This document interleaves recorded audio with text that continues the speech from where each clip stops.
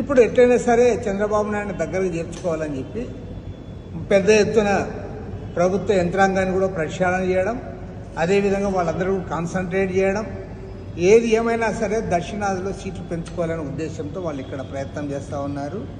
ఇవాళ స్పష్టంగా అడుగుతూ ఉన్నాం నరేంద్ర మోడీ గారు, నీవు సాక్షాత్తు తిరుపతి వెంకన్న సాక్షిగా 2014 ఎన్నికలప్పుడు ఏమైతే చెప్పావో చెప్పిన దాన్ని ఏమి కూడా అమలు చేయలే. అందరికీ తెలుసు అది. ఇప్పుడు వచ్చి మళ్ళీ చెప్తావు నేనేదో చేస్తానని.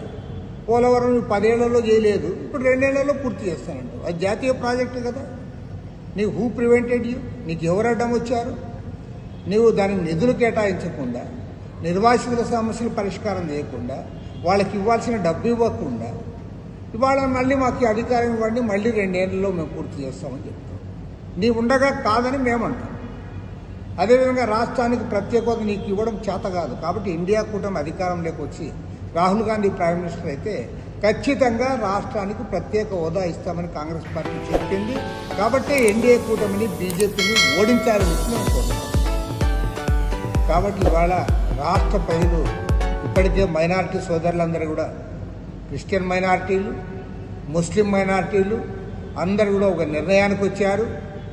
పార్లమెంట్ ఎన్నికల్లో ఇవాళ ఈ ఎన్డీఏ కూటమిని ఓడించాలని చెప్పి కాంగ్రెస్ పార్టీ, సిపిఐ, సిపిఎం అభ్యర్థులకు ఓట్లు వేయాలని చెప్పి వారు నిర్ణయానికి వచ్చారు.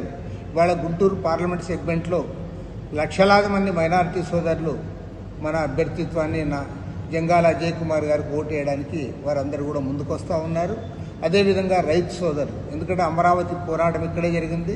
ఆ పోరాటంలో కమ్యూనిస్ట్ పార్టీ ముందు నుంచి కూడా ఒక స్టాండ్ తీసుకొని వారి కోసం మేము గట్టిగా నిలబడ్డాము. కాబట్టి ఆలోచించమని కోరుతాము. ఒక అభ్యర్థి ఇవాళ కంకి కొడవలు గుర్తుపైన పోటీ చేస్తాము. కాబట్టి తాడికొండ నియోజకవర్గంలో అమరావతి ప్రాంతంలో రైతులు కూడా ఆదరిస్తారని చెప్పి ఆశిస్తున్నాము. అదేవిధంగా కష్టజీవుల తరఫున, కార్మికుల తరఫున నిత్యం పోరాడే పార్టీ భారత కమ్యూనిస్ట్ పార్టీ.